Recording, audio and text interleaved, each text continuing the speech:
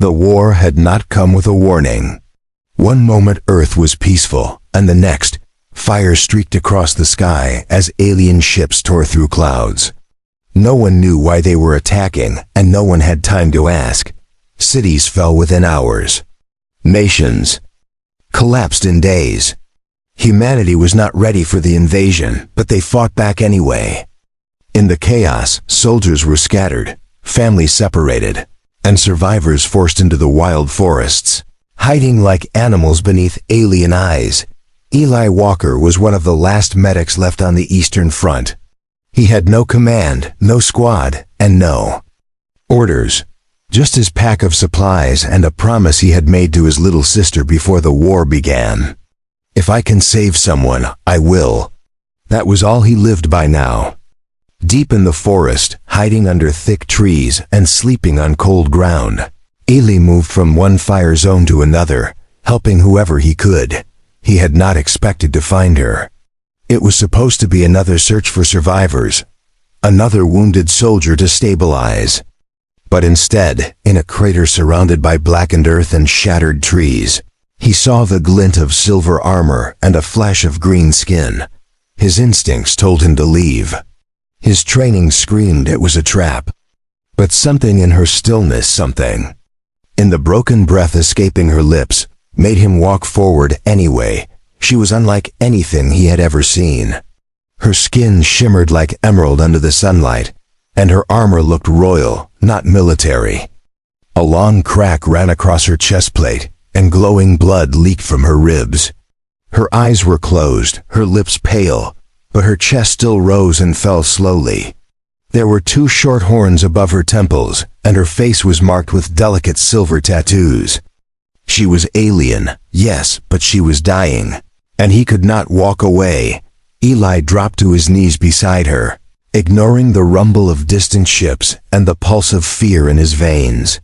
He scanned her body quickly, searching for any sign of explosives or hidden threats. There was nothing. Just blood, burns, and a heartbeat fading too fast. His hands moved on instinct. Gauze, antiseptic, pressure on the wound. Every human soldier he had treated, he used the same methods. But with her, he worked even faster, desperate to stop the life from slipping away. The moment she gasped, his heart jumped. Her hand twitched. Her fingers reached out, not to attack, but to clutch at the air, as if she were drowning. Her lips moved, but no sound came. Eli leaned closer. "You're going to be all right," he whispered. He didn't even know if she understood him, but he said it anyway. He didn't ask if she was friend or enemy. He didn't care. She was hurt, and that was enough. He lifted her gently, her body lighter than he expected, and carried her deeper into the forest. He found a small cave behind a waterfall, a place he had used before to rest. There he laid her down and began the real work. Over the next hours, he cleaned her wounds, stitched her torn flesh, and monitored her strange vitals. Her blood glowed. Her bones seemed to hum, and yet somehow, his touch did not harm her. If anything, she responded to his care. As night fell, she opened her eyes. Bright silver with slitted pupils, they locked onto him with confusion and fear. He raised both hands and said softly, "I won't hurt you." For a moment, she stared like a cornered animal. Then slowly she blinked, and her body relaxed. She didn't speak, she didn't smile, but she didn't run either. In that silence, something fragile was born between them. He had no idea who she really was. He didn't know that the one he just saved was not just any alien soldier, but a royal daughter, a powerful heir hunted by her own kind. All he knew was that she needed help, and he had given it. What he didn't know yet was that this small act of kindness would change his life forever. Eli didn't sleep that night. He sat near the entrance of the cave, one eye on the forest, and the other on the wounded alien inside. Her breathing had steadied, but she was still weak. He checked her bandages every hour. The fire he built was small, barely enough to keep the chill away, but he didn't want to risk the smoke attracting scouts, Her presence had changed everything. This wasn't just about surviving anymore. He noticed how different she was. Not just in appearance, but in how her body reacted to care. Her wounds closed faster than human injuries. Her skin glowed faintly in the dark. And sometimes, when the wind shifted, he heard her whisper in a language that sounded like singing. It was soft and full of pain. Eli didn't understand the words, but he felt the sorrow behind them. Whoever she was, she had lost something important. By morning, she could sit up. He helped her drink water from a canteen, his hand steady as she clutched it with trembling fingers. Her eyes met his again. This time they held questions. She tapped her chest weakly, then pointed to him. Eli nodded and said, "Eli, my name is Eli." She blinked once, slowly, and then placed her hand on her own chest. "Varelli," she whispered. It was the first word he heard from her. The name stayed with him like a spark in the cold. Varelli. It sounded royal, delicate, important. He didn't say it out loud again, but he repeated it silently as he gathered herbs, boiled water, and checked the forest path for any signs of patrols. The alien soldiers didn't care who they hurt. If they found her, they would kill her. If they found him helping her, they would kill him too. She healed fast. Within days, her color returned. Her eyes no longer flickered with confusion, but with awareness. She studied everything, his tools, his movements, even the way he made food from wild plants.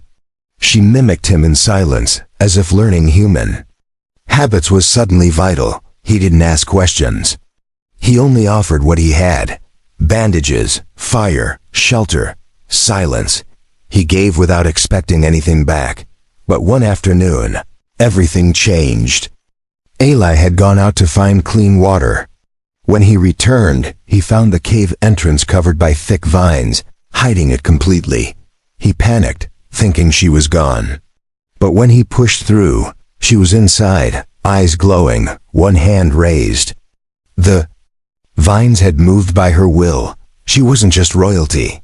She had power. Strange, natural power that connected with the world around her. She looked at him and said in broken English, "Safe now." He understood. She had hidden the cave using her ability. He nodded and smiled a little, impressed. She smiled too small. Unsure, but real. That was the first time he saw her not as an alien, but as someone who could laugh.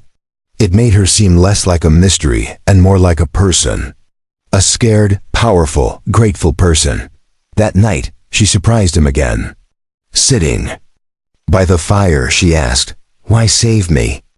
Her voice was soft, but her eyes were sharp. He shrugged. "Because you were hurt." She tilted her head. "Human should not help enemy."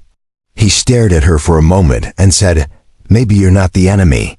She looked away, but she didn't argue. That silence said more than any speech could. The bond between them grew quietly. He began to teach her words.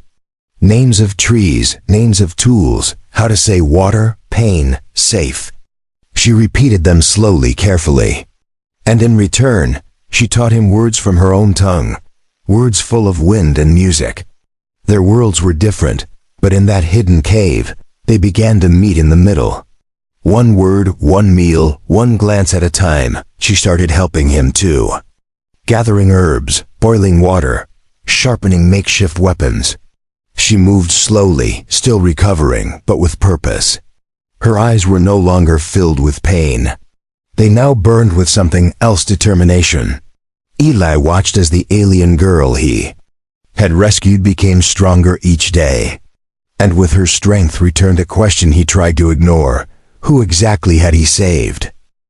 Varelli stood at the cave's entrance, her silhouette glowing in the soft morning light. Eli watched her from behind, noticing how she breathed in the air like it was something sacred. She was healing faster than he thought possible. The bruises had faded, the cuts nearly vanished. But something deeper in her had also changed. She no longer looked like someone just trying to survive. She looked like someone remembering who she really was. She began drawing symbols on the cave wall with a sharp stick. Eli didn't understand them, but he could tell they weren't random. Each curve and mark had purpose. He asked what they meant, and she paused, placing her hand over one. "Home," she said quietly. Then she pointed to another. "Fall, fire, betrayal." The last word hit him hard. He understood now. Her injuries hadn't come from humans.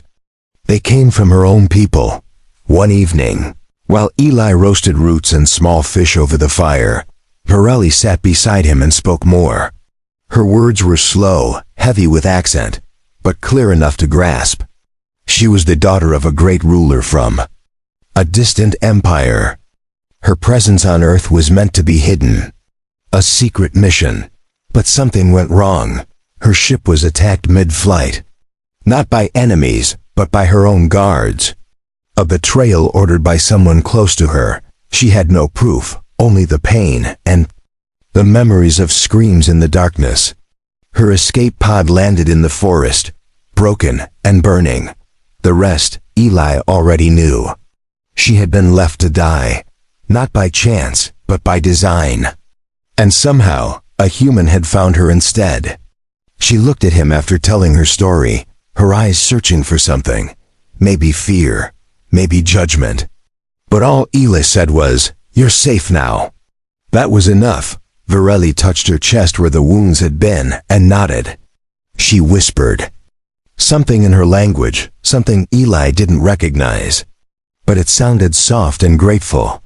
After that night, she started calling him Keeper. At first, he laughed at it. But she kept using it, and over time, it became normal. She was learning his language, but some things she chose to keep in hers. Keeper was one of them. He taught her how to climb trees, how to use traps, and how to stay quiet in the woods. In return, she showed him how to sense motion without looking, and how to feel life around them. She could touch the ground and tell if someone had walked there recently.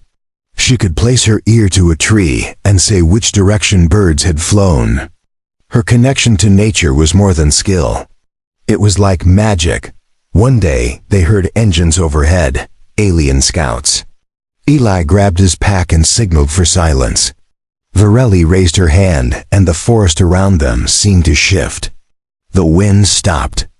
The birds froze. Even the leaves stopped moving. The sound of the engines passed, then faded. When it was safe, she collapsed into his arms, drained from the effort. He held her tightly, whispering that she didn't have to use her power like that again, but she shook her head.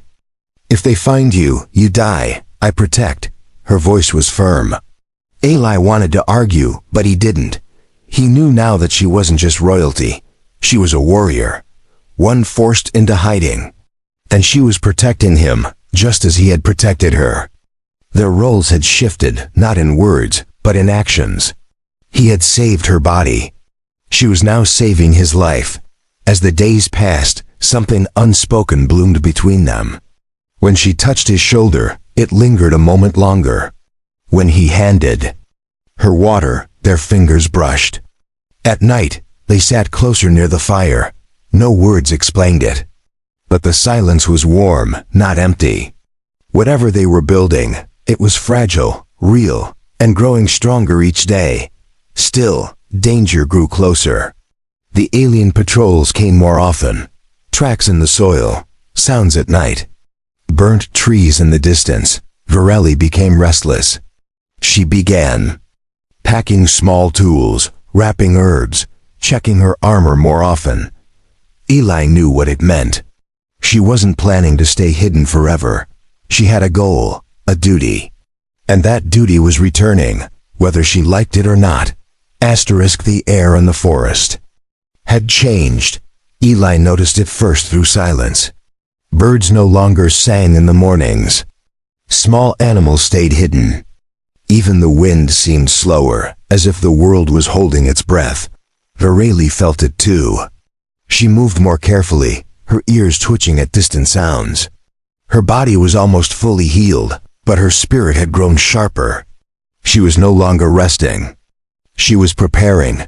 Eli walked beside her with a quiet sense of unease. He had started to accept their strange life in the cave. It felt safe, even peaceful. But now, that peace was cracking. Virali spent hours drawing maps in the dirt, marking star patterns with sticks and rocks. She explained that the enemy would not stop hunting her.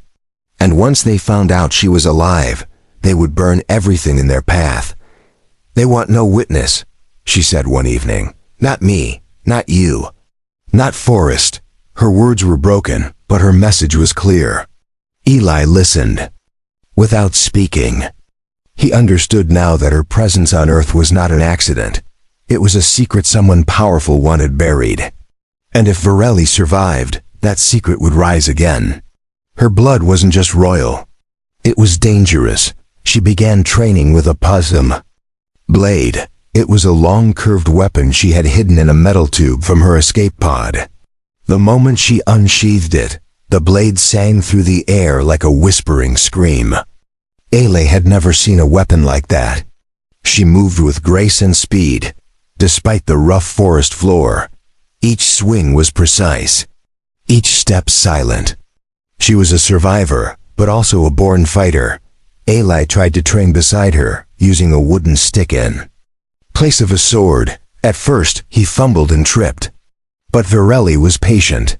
She corrected his stance, adjusted his grip, and even laughed when he fell into a bush. It was a rare sound, one that made Eli grin without thinking. That laugh made the fear feel smaller. For a little while, it felt like they weren't alone in a broken world. But by the fourth day, the threat returned. A ship passed overhead, slower than usual, scanning the ground with glowing lights. Virali pulled Eli beneath a thick root system. Both of them pressed close as the lights crawled over the trees. She whispered a single word. "Tracker." Eli's heart pounded. They weren't just searching randomly anymore. They were tracing her energy, her blood, her breath. That night they didn't sleep. Instead, they prepared to move. Virali packed herbs, tools, and pieces of broken tech she had repaired from her pod. Ailey gathered food, water, and the few items they couldn't leave behind. Before sunrise, they were gone from the cave. No words were spoken, but both knew the time of hiding had ended. Running was no longer cowardice. It was survival. They traveled through thick forest paths and hidden tunnels and old rock formations. Virali moved as if she had studied Earth for years. She found safe spots, heard distant drones before Eli could even sense them, and kept them one step ahead. Still, the pressure grew. Each day the sky hummed louder. Each night they saw more lights in the distance. The hunters were closing in. On the fifth night, they reached a cliffside that overlooked a wide river. Across the water was an ancient bunker, abandoned by humans during the early days of the war. Virali pointed toward it. "Safe for now," she said. They climbed down carefully, slipping into the cracked stone entrance. Inside was cold, dark and dry. For the first time in days, they had shelter with walls. Eli set up a small fire while Virali examined the control panels. Most were dead, but one flickered with light. She pressed her hand against it, and the screen glowed brighter. Eli stepped closer, confused. "How are you doing that?" She looked at him and replied, "This tech. Not human, this mine." Eli stared at the console, realizing the truth. This wasn't just an old human bunker. It had alien roots. Eli stared at the glowing screen as Virali tapped symbols that appeared to be written in her native language. The panel responded instantly, showing diagrams and maps that didn't match anything human-made. Lines of strange symbols scrolled across the screen, displaying data. Neither of them spoke aloud. Virali's face was tense, her hands moving quickly as if she was unlocking something ancient and personal. "This place," she said without turning around, "was built by my ancestors. Long ago, for war, for hiding." Eli stepped back, looking around the walls and dusty corners of the bunker. Now that she said it, he noticed details he hadn't before. Curved metal instead of straight steel. Glowing veins in the walls. A soft hum beneath the silence. This wasn't a human ruin. It was alien design, long buried beneath earth soil. Varelli pressed her palm against another panel, and a hidden door slid open with a low hiss. Behind it was a small chamber filled with crates and glowing crystal containers. Dust floated in the air, but the items inside seemed untouched by time. She stepped inside carefully, as if entering a tomb. "These are royal caches," she explained. "Stored for survivors, for resistance." Eli followed her in, amazed by the treasures left behind. Weapons lined the walls. Not like guns or swords, but tools shaped like crescent moons and orbs of light. There were suits of armor folded into discs, and vials of liquid that shimmered with moving colors. Varelli picked up one vial and held it against the light. "This can heal. This can strengthen. This can wake my blood." Her voice shook slightly, like memories were returning with each item she touched. Eli didn't ask what she meant by waking her blood. He could already see it in her posture. She stood taller, her eyes sharper, her movements confident. The bunker had awakened something in her, not just memories, but purpose. She was no longer just surviving. She was remembering who she had been before the betrayal. A royal, a leader, a weapon built not only to fight, but to inspire. For the next 2 days, they stayed inside the alien bunker. Varelli repaired what systems she could. Lights returned to the ceiling. Vents pushed fresh air through the halls. Hidden panels revealed more storage. Ele helped where he could, mostly by organizing supplies and learning from her. She taught him how to activate basic defenses and how to read emergency glyphs. It felt like they were preparing for something big. On the 3rd night, she brought out a small glowing cube and set it between them. "This is memory crystal," she said. "It shows the past." The cube lit up, projecting a 3-dimensional image of her people. He saw towers reaching into clouds, ships floating through pink skies, and cities made of living crystal. But the beauty didn't last.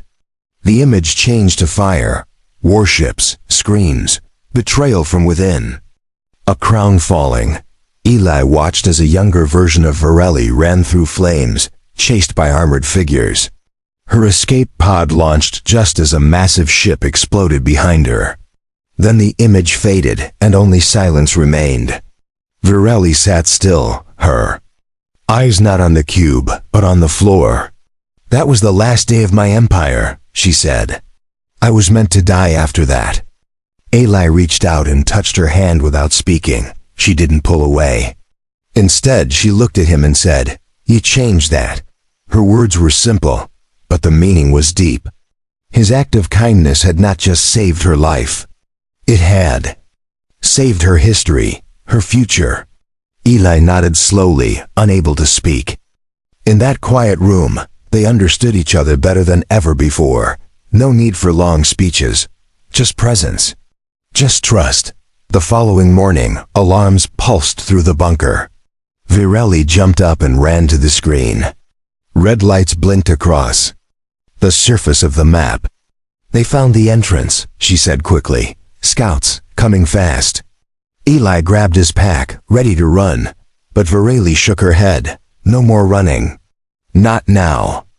She stepped into one of the armor discs, and it unfolded over her body like flowing metal. Asterisk. The armor wrapped around Varelli like liquid silver, sealing itself at the joints and glowing softly at the edges. Eli had never seen anything so advanced. It moved with her like a second skin, adjusting to her posture with no delay. Her eyes flashed brighter, her voice steadier, and her stance was no longer cautious. She looked ready for battle. She looked like someone reborn. She handed Eli a smaller piece of tech, a circular shield with a hidden handle. "For you," she sighed. "It blocks plasma. Use wisely." He accepted it, gripping the cool metal and nodding. He wasn't a soldier, but he would not stand back now. Not after all they had been through. If she was going to fight, he would be at her side. They had faced the forest together. Now they would face the storm. Outside the bunker, the enemy had arrived. 3 alien scouts moved through the trees, scanning the area with glowing devices. Their armor was jagged, dark red, and sharp at the edges. They spoke in short bursts, confirming the signal had led them there. One of them stepped toward the cliffside, unaware of the hidden entrance. Then the wall shifted, and Virelli stepped through the camouflaged opening without hesitation. She moved like lightning, striking the first scout with a flat palm to the chest. His body flew backward and slammed into a tree, unmoving. The other 2 turned quickly, weapons raised, but she was faster. A blade extended from her forearm armor, slicing through the second's weapon and cutting deep into his shoulder. The third fired, and that was when Eli jumped forward with the shield raised. The blast struck the shield and bounced away, hitting a rock beside them. Eli stumbled but didn't fall. Virelli lunged, grabbing the last scout and slamming him into the ground. Her foot pressed against his chest, and her blade hovered near his throat. "Where is command?" she asked sharply. The scout didn't answer, but his eyes betrayed his fear. She leaned in closer. "Tell me or die." He muttered coordinates before she knocked him unconscious. They dragged the bodies away and erased their footprints.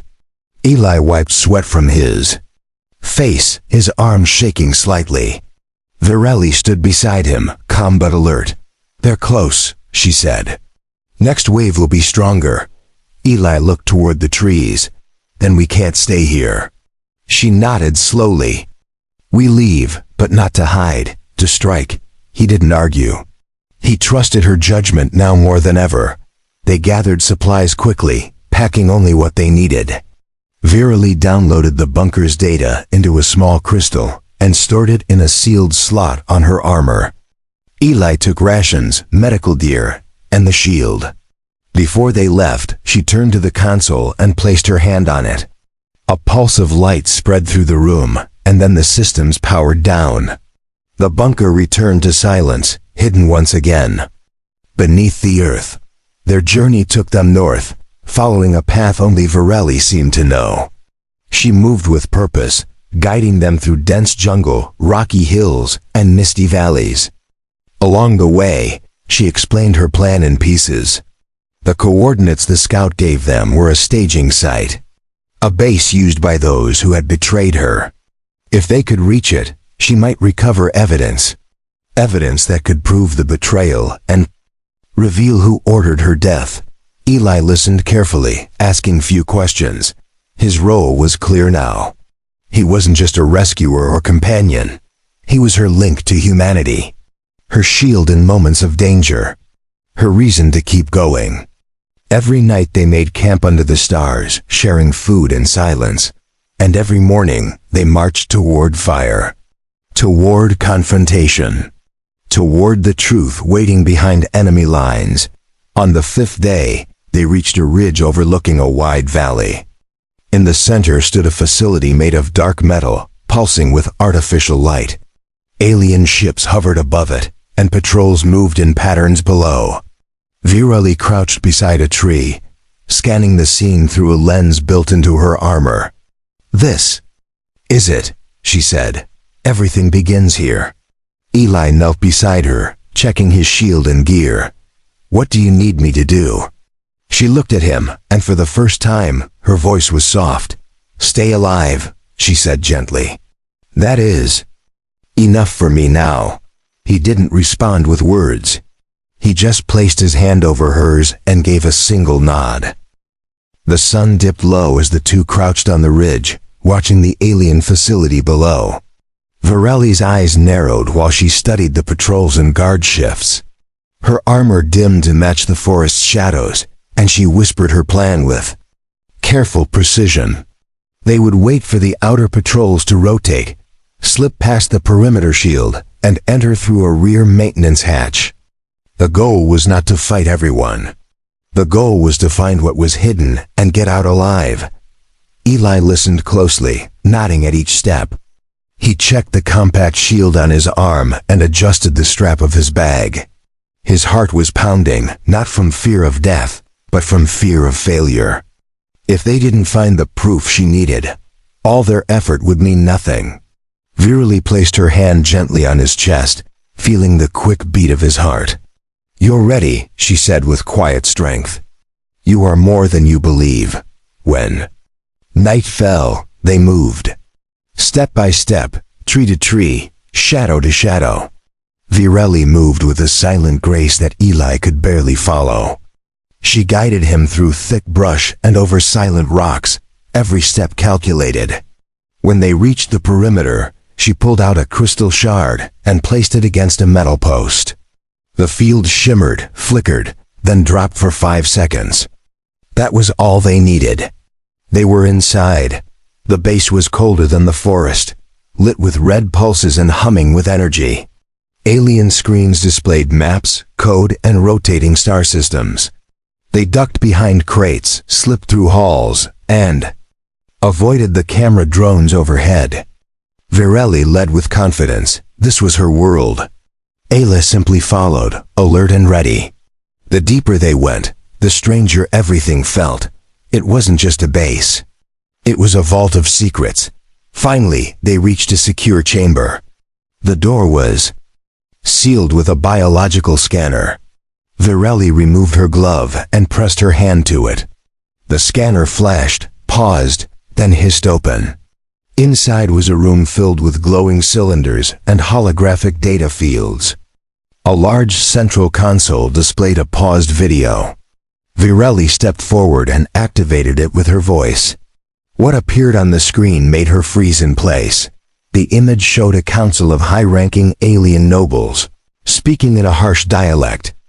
Eli couldn't understand the words, but he could see the symbols behind them. Virali's family crest was marked in red. A voice declared her name, then issued a command. Execution.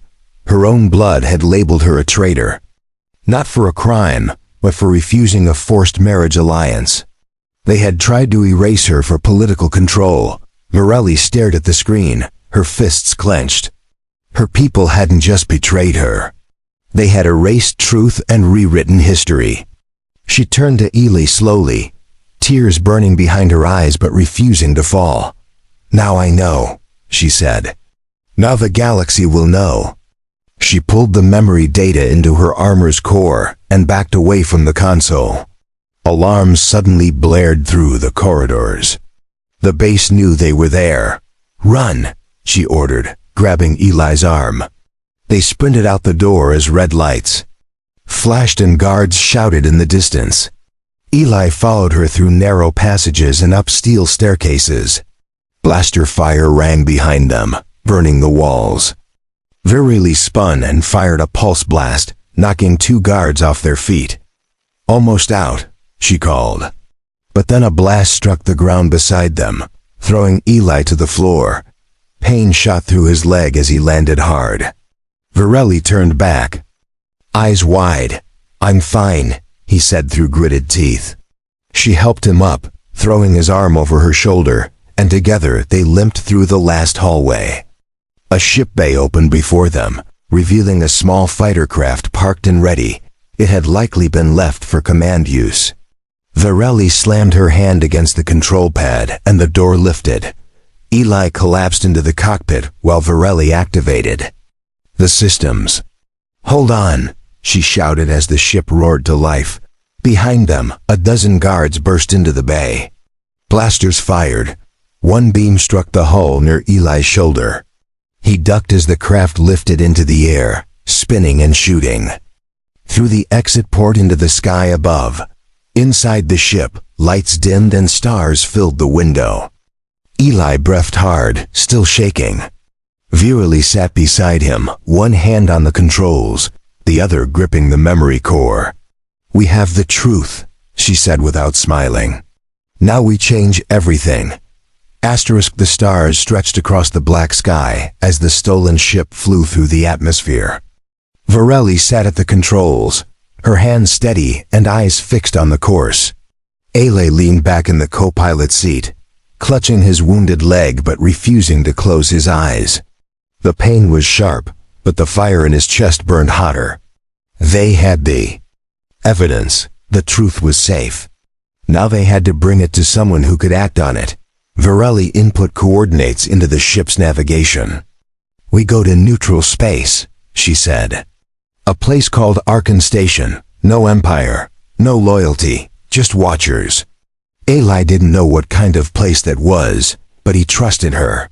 Every time she spoke now, it carried the weight of royalty.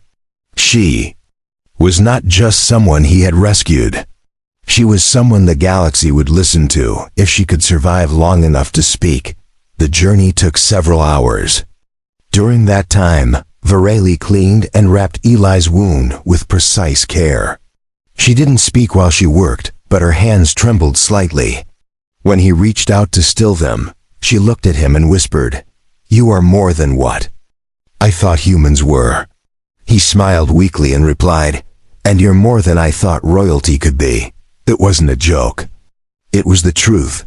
Arkan Station floated near the edge of a gas giant, surrounded by old ships and market barges. It wasn't beautiful, but it was alive. Traders, outlaws, and messengers from 100 species walked its steel decks.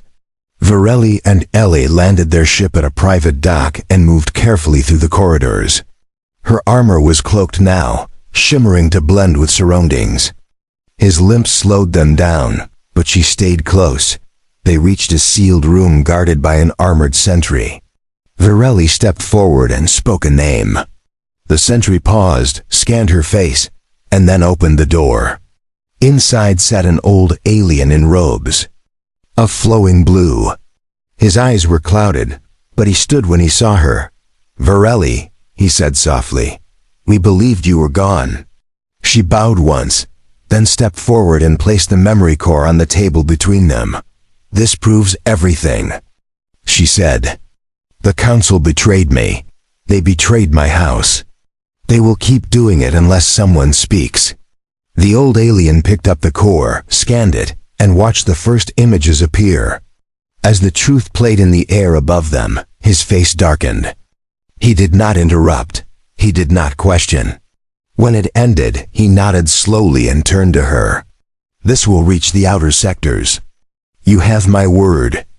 Eli stood at the edge of the room, silent but alert.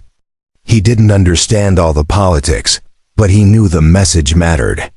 The old alien looked at him next and said, "And who is this human?" Varelli stepped beside Eli without hesitation. "He's the reason I am alive. He is my keeper. My shield, my choice."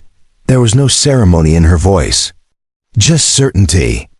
Eli felt something tighten in his chest.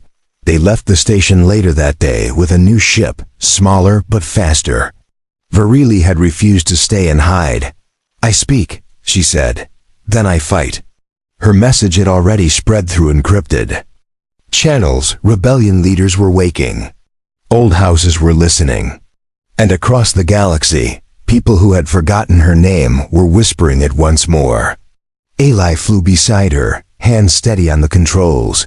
Days passed in fragments. One meeting led to another. One battle led to a warning. But the change had started.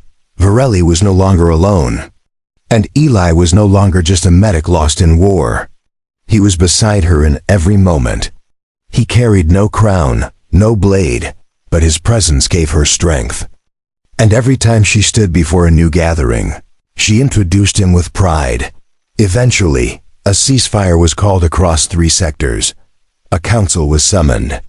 And Varelli walked into the chamber wearing the same armor she had nearly died in. Beside her stood Eli in a dark robe, bearing the sigil of her restored house. She spoke with fire and proof. They listened. The lies cracked. The empire shifted. She had returned not just as a survivor, but as a storm. That night, in the quiet of a starlit deck, she stood beside Eli and took his hand. "You saved me," she said again. "Now I save many. But I begin with you." Her words were not grand. They were soft, human, true. He didn't reply. He just kissed her hand and held it close. She was royalty. He was only human. And yet, together, they changed a galaxy.